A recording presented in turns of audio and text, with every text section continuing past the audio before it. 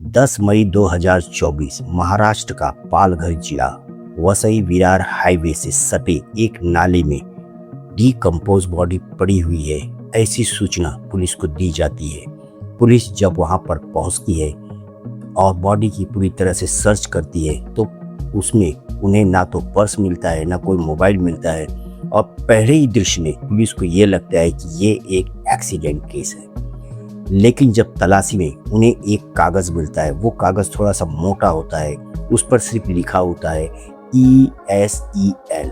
सिर्फ इस एक छोटे से क्लू में किस तरह पहले पुलिस को लगने वाला एक्सीडेंट का केस किस तरह से हत्या में बदलता है और इस छोटे सी चिट की वजह से किस तरह से पुलिस उन हत्यारों तक पहुंचती है। चलिए आइए देखते हैं इस घटना की पूरी रिपोर्ट।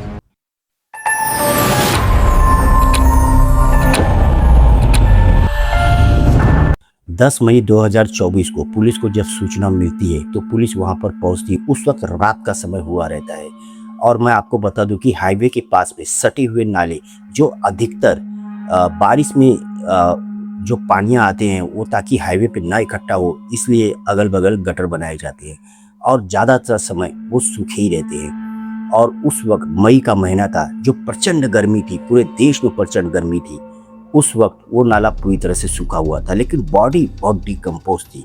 उससे ये समझ में आ रहा था कि ये बॉडी को यहाँ पे पड़े हुए कम से कम 3 से 4 दिन हो गए हैं। पुलिस बॉडी की पूरी सर्च करती है और उस बॉडी से उन्हें ना मोबाइल फ़ोन मिलता है, ना कोई पर्स मिलता है। अब पुलिस इस बॉडी की कैसे शिनाख्त करे, पुलिस के सामने सबसे बड़ा क्वेश्चन यही था।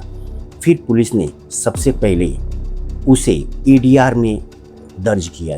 ADR होता है एक्सीडेंटल डेथ रिपोर्ट। जब पुलिस ने ये रिपोर्ट दर्ज करने के बाद और 2 दिन के बाद जब उनके पास पोस्टमार्टम रिपोर्ट आती है तो पोस्टमार्टम रिपोर्ट में उन्हें पता चलता है, जो चीज़ उन्हें वहाँ पता चलती है उससे पुलिस की होश उड़ जाते हैं। पुलिस को ये पता चलता है कि ये एक एक्सीडेंट केस नहीं है, इसकी हत्या हुई है और इसके सर पर गंभीर चोट के निशान भी है। फिर पुलिस ने ADR से उस केस को कन्वर्ट करके उसे मर्डर केस में परिवर्तित कर लिया। अब पुलिस के सामने सबसे बड़ा सवाल था कि इस बॉडी की पहचान क्या है, ये कौन है और इसे यहाँ लाके क्यों फेंका गया है। पुलिस के पास सिर्फ एक छोटा सा क्लू था, जो वो पेपर जिस पे लिखा हुआ था ESEL। अब पुलिस उस पेपर पर लिखे हुए शब्दों का पीछा करना शुरू करती है। वो सबसे पहले गूगल करती है, जिस कंपनी का, जिस शॉप का या जिस किसी भी चीज़ का नाम जिसमें ESEL हो, उन सारी चीज़ों की संभावना पुलिस तलाशना शुरू कर दी। और पुलिस ने धीरे धीरे करते हुए 50, फिर 100 और फिर 150 तक लोगों तक पुलिस पहुंचती है, लेकिन पुलिस को उसमें कोई सफलता नहीं मिलती है। लेकिन फिर पुलिस जब आगे की कार्रवाई आगे बढ़ाती है तो उन्हें पता चलता है ECEL नाम का एक फिल्म स्टूडियो है जहाँ पे शूटिंग होती है फिल्मों की। वहाँ पर जब पुलिस पहुँचती है और लोगों को उसका कपड़ा और उसका जब हुलिया लोगों को बताया जाता है तो वो लोग कंफर्म करते हैं कि ये आदमी यहीं पर काम करता था एज अ एजेंट।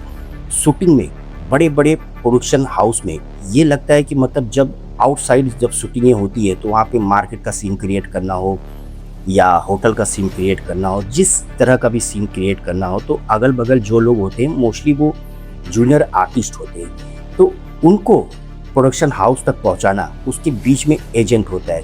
उस एजेंट का काम करता था संतोष यादव। ये तो पुलिस को कंफर्म हो गया कि संतोष यादव यहाँ पर काम करता था और उसका ये काम था, लेकिन उसे मारा किसने और उसका मोबाइल फ़ोन जो उसके पास में नहीं था, CDR रिपोर्ट निकालने का भी उन्हें ज़्यादा लाभ नहीं हो रहा था। लेकिन पुलिस ने धीरे धीरे वहाँ के लोगों का इंटरव्यू करना शुरू किया, जो लोग उसके साथ में काम कर रहे थे। उसमें एक लड़की उनको मिलती है। पुलिस को सबसे बड़ी सफलता मिलती है। संतोष यादव के साथ काम कर रही एक लड़की ने ये बताती है कि मैंने 7 मई को संतोष यादव को वीडियो कॉल किया था और वो वीडियो कॉल में मैं जब संतोष यादव से बात कर रही थी तो उसके साथ में सनी सिंह उम्र 26 साल और रोहन पाल, ये दोनों उस वीडियो कॉल में दिख रहे थे। 7 मई 2007 से जब उस लड़की से उन्होंने वीडियो कॉल पर बात किया था, उसके बाद से ही संतोष यादव का मोबाइल फ़ोन बंद था। और पुलिस जब ये सूचना पूरी तरह से उनके पास एकत्रित हो जाती है कि सनी सिंह उसके साथ दिखा गया था, तो पुलिस थाने शहर और जो एक जिला भी है महाराष्ट्र का, वहाँ पर पुलिस उसके घर पर छापा मारती है और वहाँ से सनी सिंह को गिरफ्तार करती है। कड़ी पूछताछ होती है। उसमें सनी सिंह तुरंत कबूल लेता है कि ये हत्या मैंने और मेरे एक दोस्त रोहन पाल ने मिलकर की है। तो क्या हुआ था इसमें, क्यों कर दी गई थी संतोष यादव की हत्या? तो सुनील सिंह जिस हिसाब से बताता है पुलिस को, उसके हिसाब से संतोष यादव एक एजेंट का काम करता था और बड़े बड़े प्रोडक्शन हाउस में जिसमें लोगों को जूनियर आर्टिस्ट की ज़रूरत होती है, वो ये सप्लाई किया करता था। तो उसे एक बहुत बड़ा कॉन्ट्रैक्ट उसे मिल गया था। उस कॉन्ट्रैक्ट के तहत उसको बहुत अच्छे खासे पैसा आने वाला था और सनी सिंह और रोहन पाल भी सिमिलर ही जॉब करते थे। जिस तरह से ये एक संतोष यादव एजेंट था, उसी तरह से सनी सिंह और रोहन पाल भी एजेंट थे।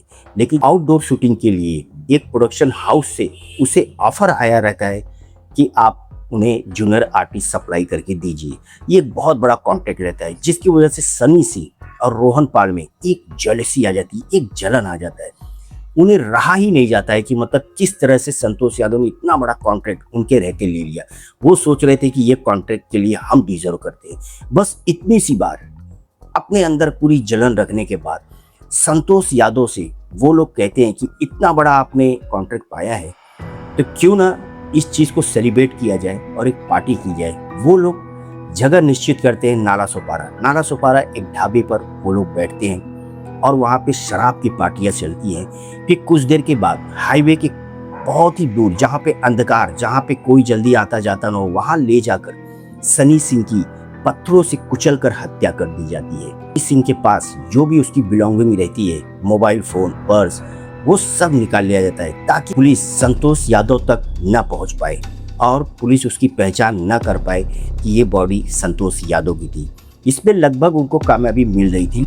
लेकिन मैं बता दूं कि हत्यारा चाहे कितना भी स्मार्ट हो, कितना भी चालाक हो, वो कुछ न कुछ ऐसा सबूत छोड़कर चला जाता है जिसकी वजह से कानून का हाथ आखिरकार उसके गले तक पहुंच ही जाता है। और इस केस में भी वही हुआ। उन्हें एक कॉन्ट्रैक्ट नहीं मिला, इसकी वजह से उन्होंने राजकुमार की हत्या कर दी। सोचिए कितनी सिली एक वजह है। आप अपना मेहनत कीजिए, आप अपना मेहनत करते रहिए, आपको भी आगे मिलेगा। लेकिन लोगों को आजकल इतनी जो कहते हैं ना चूल हो गई है, चूल कि उन्हें आज ही तुरंत चाहिए। हर एक सामान तुरंत उन्हें तुरंत चाहिए। सफलता उन्हें तुरंत चाहिए। अमीर बनना है उन्हें तुरंत बनना चाहिए। और इसी वजह से हर एक इंसान जो इस तरह की सोच रखता है वो कहीं न कहीं धीरे धीरे क्राइम के रास्ते चले जाता है। इसलिए हमेशा हमें ध्यान रखना चाहिए कि हमें इन सब चीज़ों से बचना चाहिए। खासकर जलन, क्रोध, इन सारी चीज़ों से अगर हम बचते रहेंगे तो हम अपनी लाइफ को बहुत ही पीसफुल जी सकते हैं। अगर ऐसा नहीं होता है तो फिर वही हालत होती है, कानून, आरोपी, जेल, यही उनकी सजा होती है। और पुलिस ने उनको फिर गिरफ्तार कर लिया और बाकी ये मामला अब कोर्ट में लंबित है। ये तो एक सच्ची घटना थी।